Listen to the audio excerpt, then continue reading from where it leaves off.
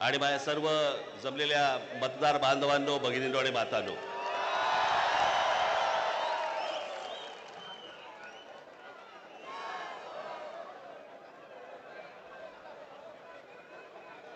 आजचा मोर्चा हा राग दाखवण्याचा, ताकद दाखवण्याचा मोर्चा आहे।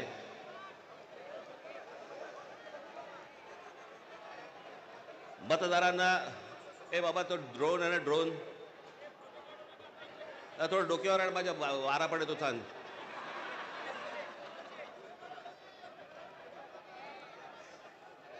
हा राग व्यक्त करण्याचा, ताकद दाखवण्याचा, दिल्लीपर्यंत समजण्याचा, समजावून सांगण्याचा हा मोर्चा आहे। या विषयामध्ये अनेक लोकांनी, माझ्या सकट सर्वांनीच या विषयावरती अनेकदा भाष्य केलेलं आहे, भाषणं दिलेली आहेत, बोललेलो आहे। तोच विषय तुम्हाला नव्याने सांगण्यासारखं असं काहीच नाही। आज तुम्ही सगळेजण खूप बऱ्याच लांबून सगळीकडनं आलेला आहात।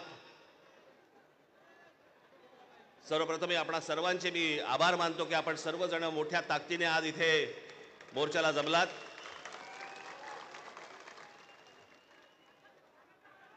खरं तर छोटे विषय थे, काही फार मोठा विषय नाही हा।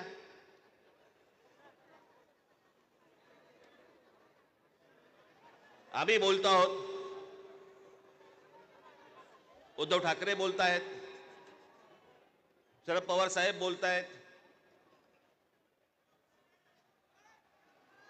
की याच्यामध्ये दुबार मतदार आहेत। शेतकरी कामगार पक्ष बोलतोय, कम्युनिस्ट पार्टीचे लोक बोलतायत, काँग्रेसचे लोक बोलतायत, सगळेच जण बोलतायत। एवढंच नव्हे, भारतीय जनता पक्षाचे पण लोक बोलतायत की दुबार मतदार आहेत। शिंदेचे लोक बोलतायत दुबार मतदार आहेत।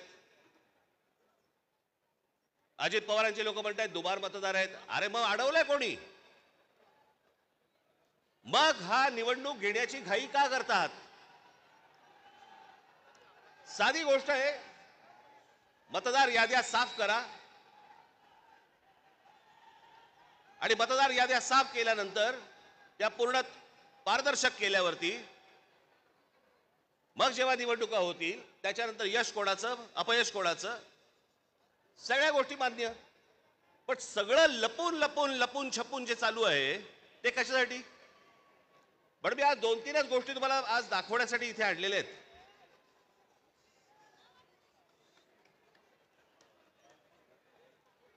खरं तर हे 4,500 मतदार आहेत। 4,500, 4,500 मतदार हे कल्याण ग्रामीण, डोंबिवली, मुरबाड आणि भिवंडी मधले मतदार आहेत। या इकडच्या मतदारांनी इथल्या मुंबईच्या मलबार हिल मतदारसंघामध्ये देखील मतदान केलेलं आहे। 4,500 मतदार हे या ठिकाणी राहणारे यांनी मलबार हिल मतदारसंघामध्ये मतदान केलेलं आहे। त्यातल्या अगदी नावाला म्हणून मी तुमच्यासाठी हे एवढे मतदार आहेत, हे एवढ्या लोकांनी हे तिथे राहत आहेत, तिथेही मतदान केलं आणि मलबार हिल मध्ये देखील मतदान केलं।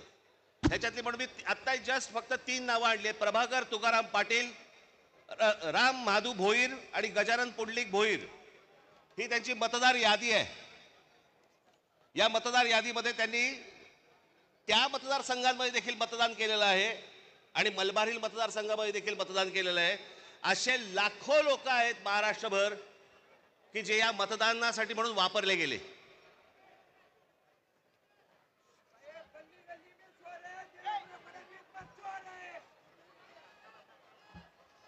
आता मी तुम्हाला अजून एक गोष्ट दाखवणार आहे की लोक म्हणतात की पुरावे कुठे आहेत, पुरावे कुठे आहेत? मुंबई हे लोकसभा मतदारसंघ म्हणजे मी तुम्हाला आता जुलै पर्यंतची यादी वाचून दाखवतोय। जुलै पर्यंतची, 1 जुलैला त्यांनी यादी बंद केली। 1 जुलैला जी यादी बंद केली त्याच्यामधले फक्त मी मतदार तुम्हाला वाचून दाखवतोय। याच्यामध्ये मुंबई नॉर्थ इकडे एका लोकसभा मतदारसंघामध्ये 17,29,456 मतदार आहेत.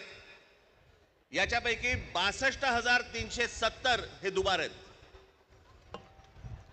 मुंबई नॉर्थ वेस्ट संपूर्ण मतदार 16,74,861 आणि दुबार मतदार 60,231.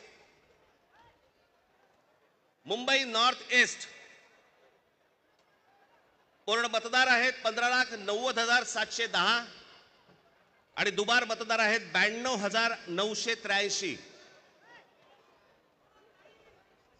मुंबई नॉर्थ सेंट्रल टोटल मतदार आहेत 16,81,048 आणि दुबार मतदार आहेत 63,740. मुंबई साऊथ सेंट्रल संपूर्ण मतदार आहेत 14,37,776 आणि दुबार मतदार आहेत 50,565. मुंबई साऊथ मतदार आहेत, हे आत्ताची यादी सांगतोय तुम्हाला, जुलैपर्यंतची, 1 जुलैपर्यंतची, 15,15,15,993 आणि दुबार मतदार आहेत 55,205. नाशिक लोकसभा मतदार आहेत 19,34,349 आणि दुबार मतदार आहेत 99,673. मावळ लोकसभा संपूर्ण मतदार आहे 19,85,172 आणि दुबार मतदार आहेत 1,45,636 एवढे दुबार मतदार आहेत. पुणे लोकसभा 17,12,242 दुबार मतदार आता आहे तिकडे 1,02,002.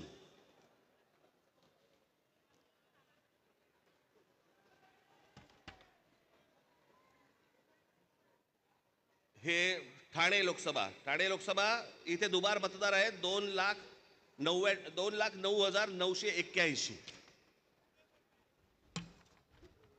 लोक म्हणतील की बाबा हे आकडे तर बोलून दाखवलेत, पुरावा कुठे आहे? मी आज तुमच्यासाठी पुरावा देखील आणलाय ह्या सगळ्या दुबार मतदारांचा. काढते कापड. हे सगळे दुबार मतदार आहेत. हे एवढे सगळे दुबार मतदार आहेत. हे मी तुम्हाला आता जेवढे फक्त मतदारसंघ सांगितले तेवढ्यातले फक्त दुबार मतदार आहेत. म्हणजे तुम्हाला कल्पना येईल महाराष्ट्रामध्ये काय प्रकारचा गोंधळ येतो. आणि एवढे पुरावे दिल्यानंतर देखील हट्ट सुरू आहे की नाही कोर्टाने सांगितलंय जानेवारीत निवडणुका घ्या. कशा घ्या? का घ्या? कोणाला आहे घाई? 5 वर्ष निवडणुका घेतल्या नाहीयेत. 5 वर्ष. अजून 1 वर्ष गेलं तर काय फरक पडणार आहे? काय फरक पडतो? 5 वर्ष काही फरक नाही पडला, अजून 1 वर्ष गेलं. पण जी माणसं भरली आहेत आतमध्ये त्याचं काय करायचं? मग त्याच्यातल्या त्याच्यात निवडणुका आटपून घ्यायच्या आणि पुन्हा यश पदरी पाडायचं. याला काय निवडणुका म्हणतात? या निवडणुका अशा याच्यात तर लोकशाही तरी टिकेल. एका आमदाराचा भाऊ सांगतो की मी 20,000 मतं बाहेरून आतमध्ये आणली. आमदाराचा म्हणजे ह्याची हिंमत बघा, सत्तेचा माज बघा की एक आमदाराचा भाऊ सांगतो की आमदार असतो पैठणचा, त्यांचा बुमरेचा भाऊ ना, हो पण त्याचा बुमरेचा भाऊ ना, तो मुलगा हल्ली कळतच नाही माहिती. या मतदार याद्या तपासताना ह्याच्यातला कोण त्या दिवशी सांगितलं नाही का मी, मुलीचं वय 114, वडिलांचं वय 43. त्या दिवशी काय मला बोलायचं ते मी बोललो. काहीही चालू आहे. त्या नवी मुंबईचे